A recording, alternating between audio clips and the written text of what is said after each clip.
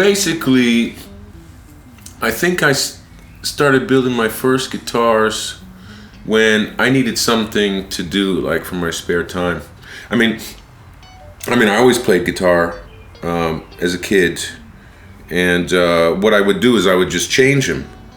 I would alter them. I'd like to break parts or whatever like this, and fix them. I was into this Pete Townsend kind of thing, heavy rock and roll. So when I got tired of a guitar, I'd smash it, and then I'd try to, rebuild it or whatever like that.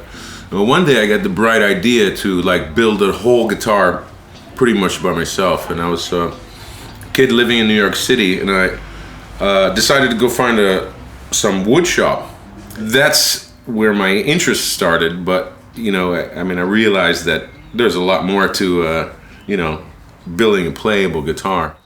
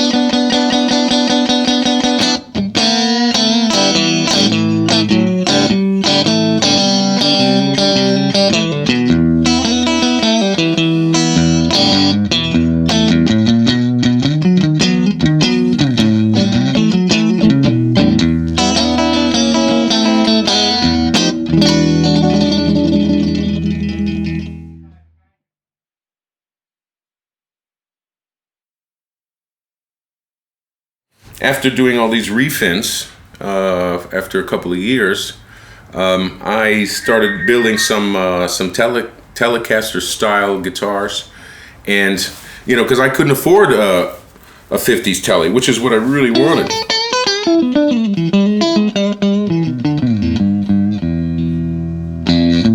One day I was looking at the internet, I saw this green Telecaster. It's like a 1955 Tele, and it looks so gorgeous. I thought, man, I love that guitar. I gotta find out more about that picture that I saw.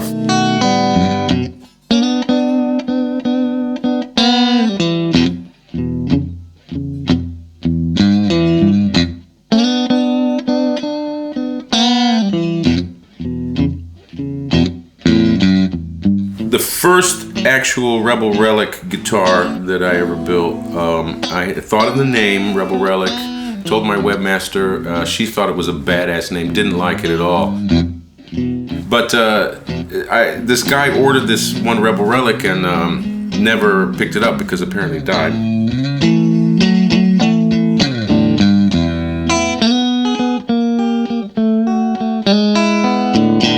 I had a construction business at the time, so I was doing a spare time, building Rebelrelic guitars.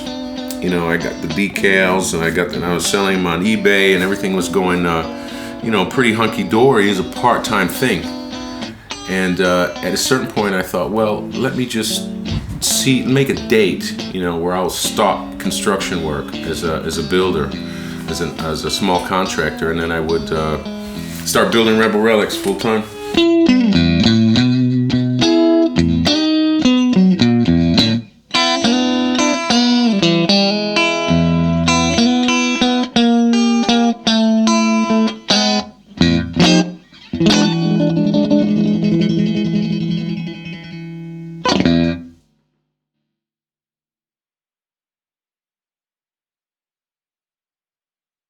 When I first decided to have a shop, or not just a workshop, but like a showroom, a guitar shop, I already knew what I wanted. I knew, let's say, feng shui wise, how I wanted the layout, what was going to work for me. So the moment I walked into this place, I already had the floor plan. But as far as the decor and the design, as far as the atmosphere, I like New Orleans, cabins, some old juke joint kind of atmosphere. There's a few places where I've walked into in my life where, some old shop, some old mom and pop shop way out in the backwoods or whatever, and you go in there and you see all these little details, all these little things, or you just think, what's that? And oh, what's that under there and over there? You know, not like some squirrel or whatever, squirrel house, but just interesting little details.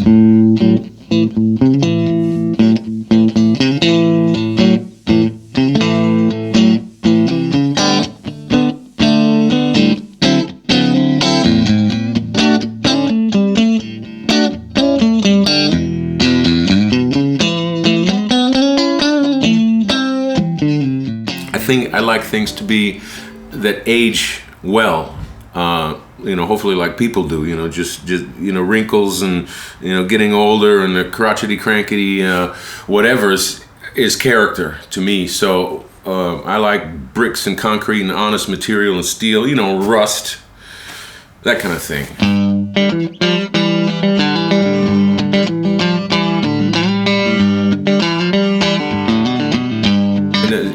You're talking to a freak, a vintage freak, you know. I love everything that's old.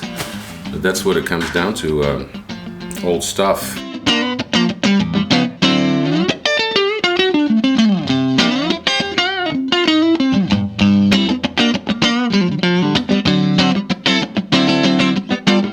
It came a time where I just couldn't just build the guitars on my own and anymore, you know, not in a small production.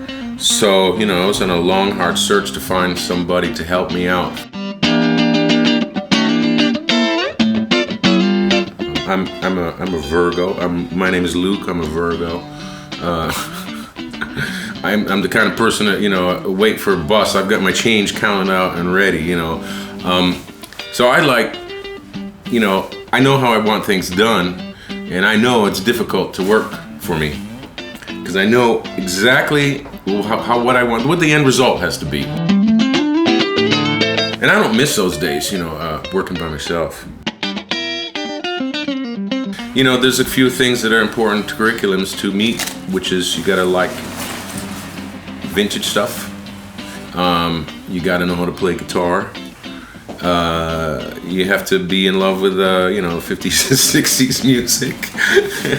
And that's just the beginning. I mean, you have to know how to work with power tools. You have to have it in your fingers, you know, and the most important thing is you gotta love what you do. And you wouldn't believe how hard it is to find somebody to help you do that kind of stuff. I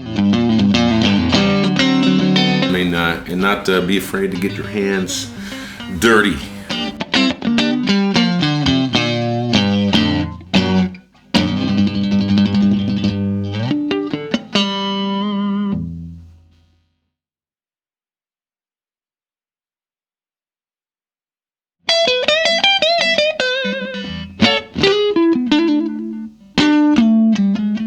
Why do the guitars have such a good vibe? I mean, why do they have this chime to it?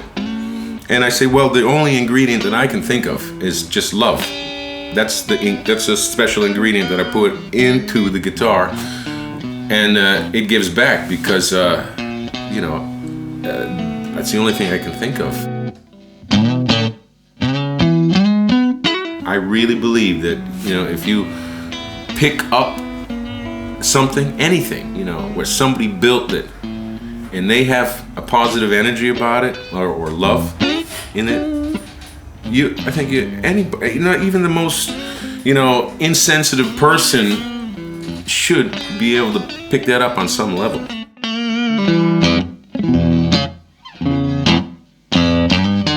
You can feel the difference. You pick a factory guitar up and you pick up a handmade guitar, you know. And you don't even have to pick it up, you can see it a mile away.